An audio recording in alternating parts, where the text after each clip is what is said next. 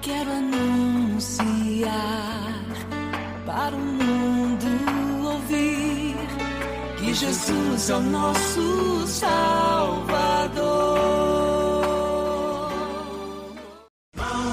Minhas irmãs, vamos cantar nesta manhã, pois renasceu mais uma vez a criação das mãos de Deus. Irmãos, minhas irmãs.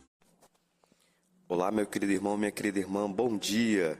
Meus irmãos, hoje é domingo, dia do Senhor, dia 10 de novembro de 2024. Eu tenho o prazer, a honra e a alegria de partilhar com vocês o evangelho de hoje, que é do 32º domingo do tempo comum, que se encontra em São Marcos, capítulo 12, versos do 38 ao 44.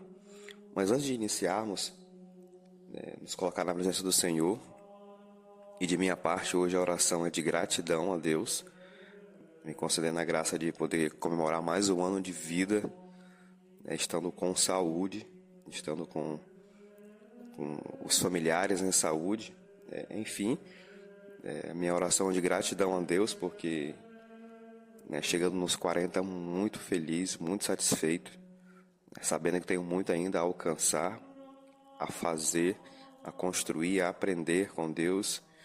Então, que o Senhor possa me dar a graça de não desanimar na fé, não desistir, continuar sempre buscando aí, crescer com o Senhor, ajudar os irmãos da maneira que eu posso, da maneira que o Senhor me orientar.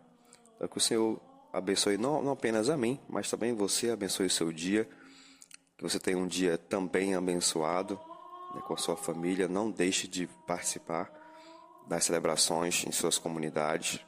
Se você não estiver em sua cidade, procure uma capela, ou amanhã ou à noite, mas não deixe de visitar hoje o Senhor, porque o Senhor tem uma mensagem hoje muito, muito bela para te passar. Então, fica aqui a minha oração de louvor, e que Ele nos abençoe, em nome do Pai, e do Filho, e do Espírito Santo.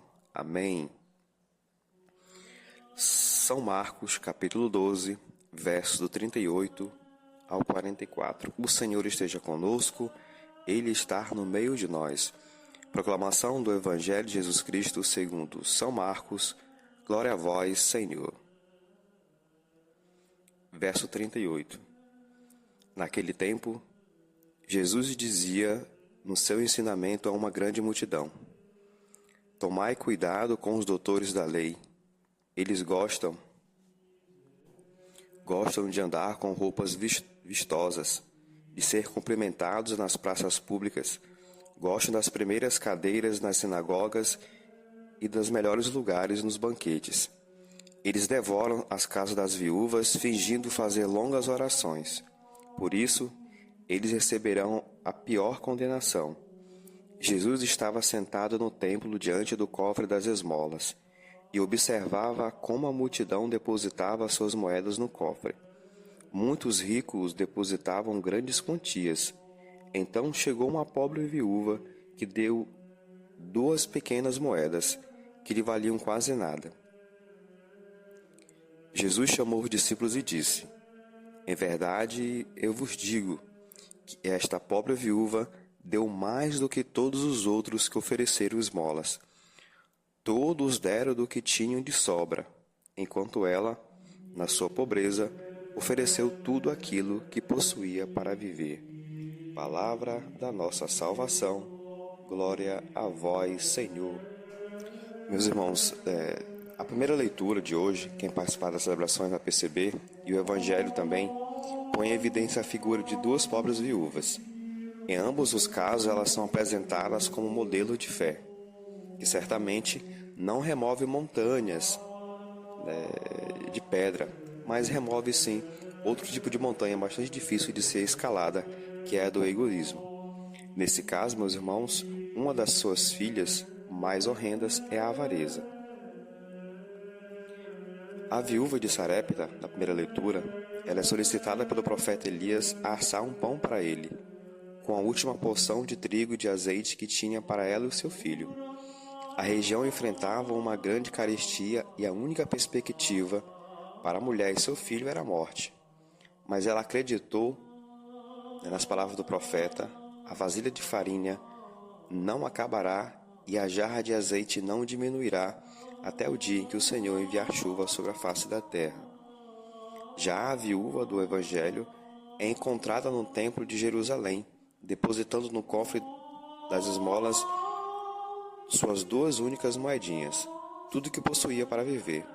Nós vamos olhar mais de perto esta cena, porque nela há ensinamentos bem interessantes. Meus irmãos, então hoje irei partilhar com vocês a homilia do nosso querido amigo Frei Arec, que se encontra já aí nas redes sociais, tá bom? Uma homilia muito bonita, vale muito a pena você depois procurar para você ler também, tá bom? Então, a homilia de hoje, a reflexão de hoje, estarei usando a reflexão do Frei Arec, que diz o seguinte: onde Jesus se localiza? O texto de hoje diz que Jesus estava sentado no templo diante do cofre das esmolas e observava como a multidão depositava suas moedas nele. Ora, por que Jesus foi sentar-se exatamente diante do cofre das esmolas e observar como as pessoas faziam suas ofertas? Ele não estava interessado no quanto era ofertado, mas como isso era feito. O que havia de tão importante nisso? De fato, os verbos sentar-se e observar, no imperfeito observava, indicando uma ação continuada no passado. Indica que Jesus passou um bom tempo ali, que tinha grande interesse na ação dos oferentes. Na sequência, vamos ver o porquê dessa atitude de Jesus. Quantidade e qualidade da oferta. O evangelista diz que Jesus observava como a multidão depositava suas moedas, que muitos ricos depositavam grandes quantias e que uma pobre viúva deu 2 pequenas moedas. Jesus se empolgou e declarou: ela deu mais que todos os outros, pois todos deram do que tinham de sobra, mas ela ofereceu tudo o que possuía para viver. Analisando essa informação de Marcos, podemos concluir o seguinte: primeiro, para Jesus, o valor da oferta não está nela mesmo, no seu volume ou no seu valor material, mas na generosidade do oferente. É um movimento do coração e não da cabeça. Ele observava como as pessoas faziam suas ofertas e não quanto ofertavam. Daí que não importa se é uma carroça cheia de moedas de ouro ou apenas 2 moedinhas, valendo poucos centavos.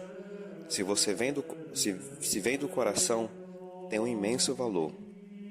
Segundo, a oferta que não vem do coração não tem valor algum, é pura matéria e Deus não precisa de matéria. No Salmo 51, o salmista diz: se eu te oferecesse um holocausto, não aceitarias. O sacrifício que agrada a Deus é um coração arrependido. A grande quantia dada pelos ricos não vinha do coração, não era generosa, e quem não dá de coração, dá sempre o que sobra. A verdade é que aquela grande quantia não correspondia ao que eles realmente podiam dar. Eles podiam dar mais. A quantia era grande, mas ainda assim era resta. O evangelista considera tão significativo o gesto da pobre viúva que tem o cuidado de informar o valor exato da sua oferta. 2 leptá, que valiam um quadrante. É difícil estabelecer um valor atualizado para essas moedas. Um quadrante equivale a 18ª parte de um denário, que pagava a diária de um trabalhador braçal. O certo é que era muito pouco e era tudo que ela possuía. E foi isso que ela depositou no cofre do templo. Esse gesto mexeu tanto com Jesus que o levou a declarar: essa pobre viúva deu mais do que todos os outros que ofereceram esmolas, porque todos deram o que lhe sobrava. Ora, por ser tão pobre, a viúva não era obrigada a ofertar o minguado dinheirinho dela.